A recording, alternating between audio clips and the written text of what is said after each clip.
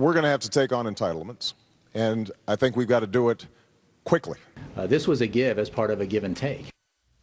Candidate Barack Obama promised he would push hard for entitlement reform, but the White House announced this week President Obama's budget will not include his offer to trim cost of living increases in Social Security and other benefit programs. And we're back now with the panel. Well, as we said earlier, the president will submit a new budget this week calling for an end to the era of austerity, including $56 billion in new spending. That's on the table. But taking chain CPI, which is that way to lower the cost of living adjustment for Social Security, taking that off the table.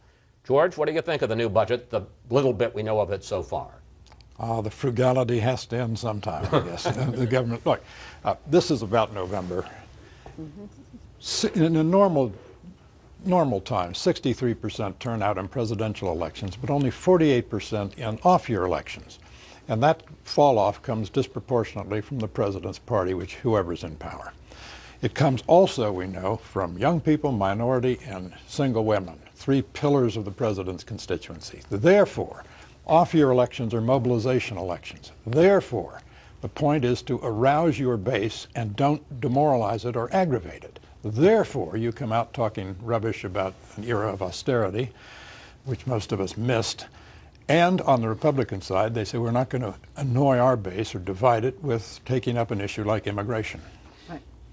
I'm not sure I'll use the word rubbish, Congresswoman Harman, but it's the same question. Isn't this really all about politics to help Democrats win in November? And in terms of policy, isn't this proposal dead on arrival? Well, I think it's about politics on both sides, and I think it's extremely unfortunate. I am still an unabashed supporter of Simpson-Bowles. I think they got it right. We didn't go there. Let me just quickly say, the bipartisan commission that came up with a serious $3 or $4 trillion in deficit reform. Cutting entitlement reform, tax reform, and spending cuts, responsible spending cuts. Instead, we went to sequestration, which hasn't served us well, in my view. That's why we have a decrease in debt and deficit.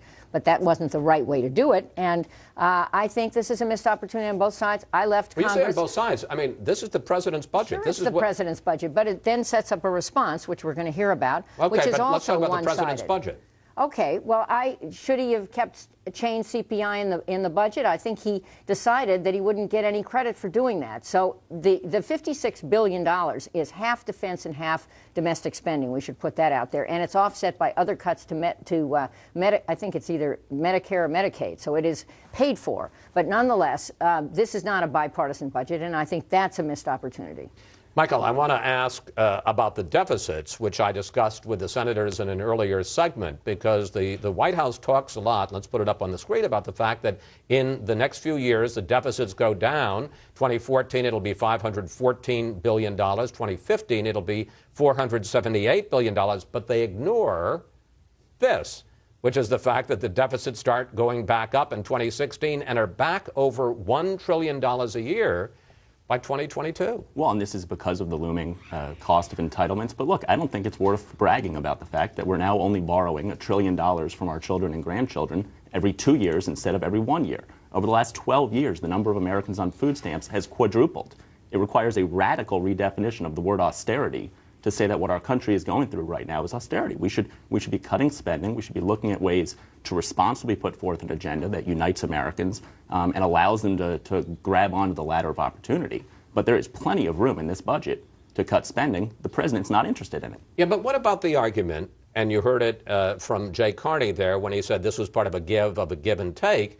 Yes, he was willing to go up against his base, which was very unhappy with the idea of reducing cost of living increases in Social Security, reducing the increase in them. They were still going to go up. But it was as part of a grand bargain in which Republicans would ante up with some tax increases. And you can argue whether they're right or wrong, but he's saying, why should I give I was put on the table if the Republicans take all their chips off? Well, the first bill that passed the 113th Congress was a tax increase. It increased tax by $600 billion. The last thing that happened in the year 2013 was a tax increase in the Ryan Murray plan. Look, the president has perfected the art of going behind closed doors, pretending to the American people that he's willing to negotiate when he's not.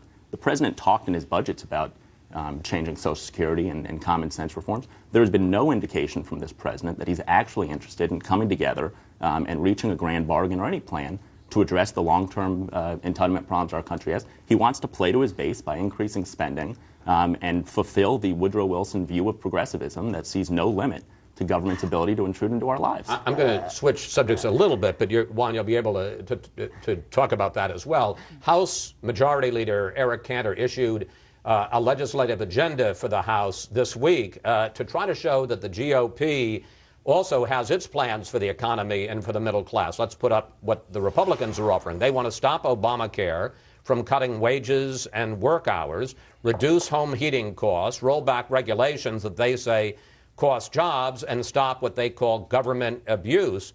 Juan, can Republicans persuade voters it's really the GOP that is looking out for the little guy, looking out to help the middle class, and not the Democrats?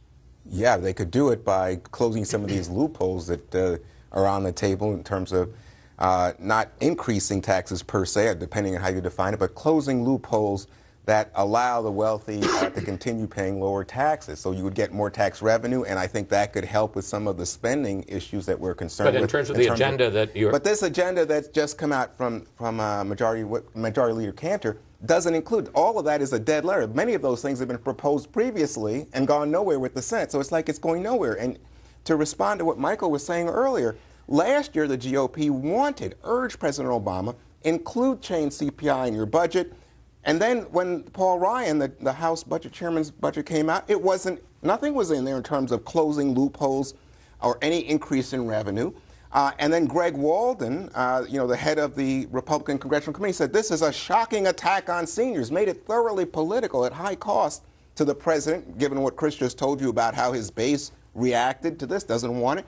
So why would the president stick his neck out again, given that Republicans chopped it off the first time? There's a great opportunity for bipartisanship in Washington if you're willing to take on the entrenched interests. We were thrilled to have Juan over at the Heritage Foundation 2 weeks ago talking about school choice. Let's take on teachers' unions who don't want to increase choice in education. Mike Lee has a great bill. It looks at a country with more student loan debt than credit card debt. Mike Lee has legislation that would radically transform the higher education cartel.